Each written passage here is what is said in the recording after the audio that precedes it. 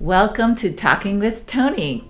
Today I'm here with Lisa Hartman of William Pitt Sotheby's here in Westport. Thank you for doing this with me, Lisa. Thanks. As we know, we're going to jump right in because the whole purpose of these this series is to introduce you to some different agents in town. Well, thank you for having me. Yeah, well, it's my pleasure. So let me ask you a couple questions. I know you've been doing this as long as I have. So I know, crazy. Right? Long time. But and we know a few very close people. Yes, I know. We have that 6 degrees of separation kind of thing going on. So that's always fun. And I know that you grew up in the area, right? Yep. And I went to high school in Westport. Grew up in Easton. Okay, and you went to Greens Farms Academy, is that correct? I did. Oh, okay. So that's a little nuance I haven't heard yet in terms of like private schools. I think we could do a whole other series on different schools. Private schools. And that school is much bigger and much different, just like Westport. Yeah. We're having a big reunion soon, and people are like, what's the same from when we went to school? Yeah. So I have a couple. Well, my cousin Sasha and AJ went to Greens Farms. Oh, they did? Academy. Yeah. Okay. Yeah. So obviously different time period, but all right. So I also know a little bit about you since we've chatted earlier that you had a couple of different careers. I did. And you decided to get into real estate when you were buying a home for the first time. Can you tell me a little bit about that story? Yes, when my husband and I first got married, we did not have a good real estate experience because we were young and nobody wanted to take out young buyers, and I thought, this is terrible. So I had my kids, and when we moved to Westport, I lived in Trumbull, so 10 years later, we had bought some real estate, and I was like, I should get into this. I had a friend that actually pushed me to get my license, and I was working in the neighborhood I lived in and selling houses without having a real estate license. So my husband was like, you need to go do this. And it was at a point in my life where I needed to do more for me, right, so that I still had that individual personality than being just a mom, which is a wonderful, rewarding, part of my life, but I wanted something else. Right. Of course, I understand that completely.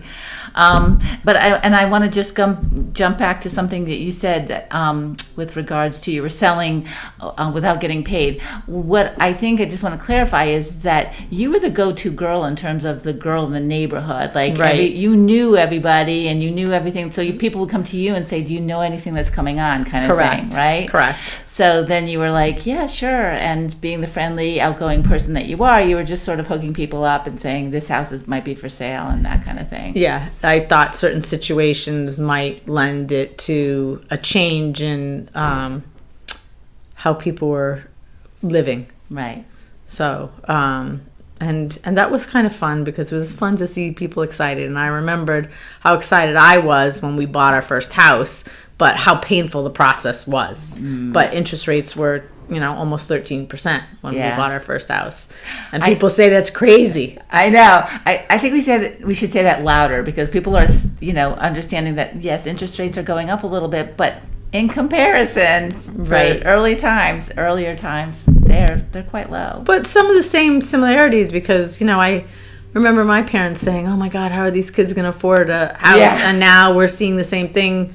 Again, whether we're in Westport or Easton or Trumbull, Right. Low inventory. Exactly. So we just had that conversation in our sales meeting. It's a little bit crazy.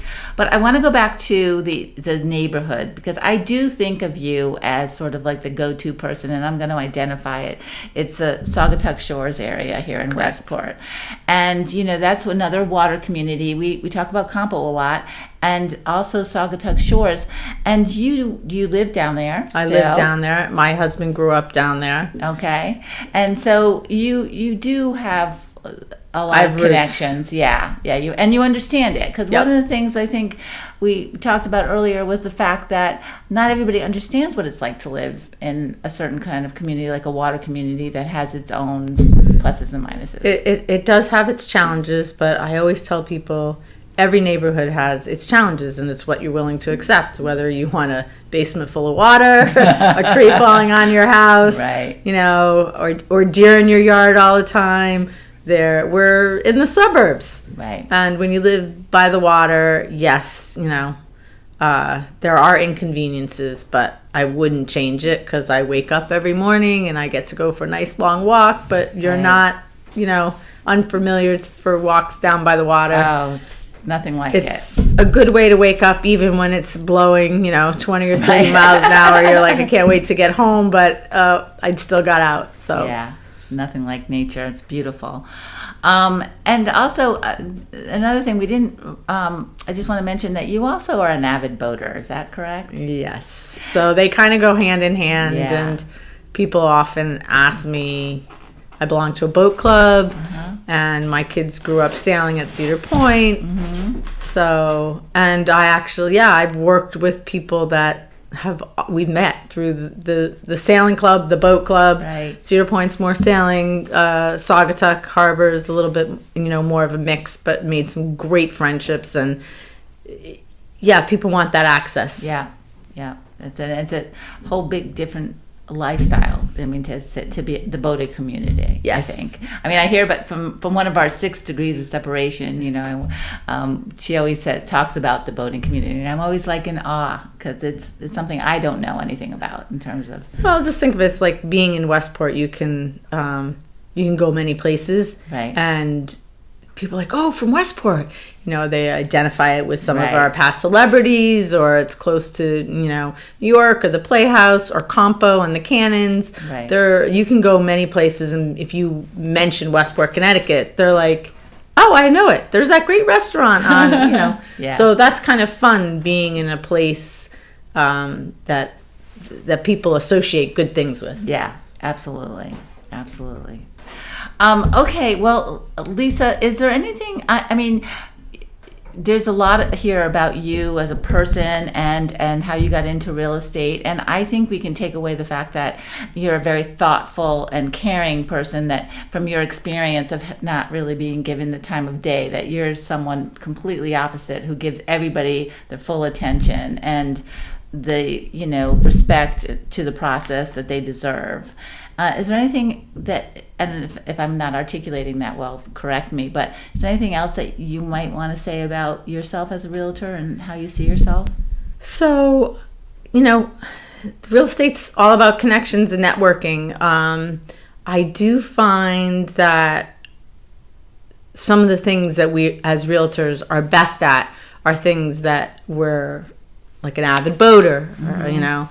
I'm also an avid skier, so I've actually sold houses in Vermont through my networks, and you know, also done it in Florida. And if somebody can trust you and you have some of the experiences that they like, you can, you know, relate and find the best places for them. And water, like you spoke about, is a natural for me. I've built by the water. I know the ins and outs, and like you, longtime person in the area, I could say that house has this, you know, so people are educated. Right. As long as people are educated, I don't have any problem with them, you know, making their decision. When they're uneducated about certain things, it becomes a problem. Yeah. No. And I think as single agents, we can spend a little bit more time with people, Yeah. so they can understand those things, Right. and not so transactional. Right. No, excellent. That's an excellent point, and I agree with you 100%. And I think, you know, things do start to feel transactional sometimes, but it is about the relationship, especially to your point about yourself with your first time, when you were first time home buyer. Yeah. Some first time home buyers, there's a lot to this process. Yeah, we had multiple agents, but you know, we ended up finding the house ourselves. But the agent was wonderful, and you know, was thoughtful and made sure that we checked all the boxes, so she didn't have any problems. But You found one that gave you the time of day. yes, And timing was right. Yeah. You know? Yeah. But she knew it, and Yeah. and she respected that. She Yeah. didn't like brush us off, because she did call us back, Yeah. because the house was under contract at the time. Ah, wow. And she could have not written our name down, or you know. Right. So I respected that. Yeah, that's great. It's good to hear. Well, thank you again, Lisa. Thanks. It was so fun. Yeah, this was great. I really appreciate it. So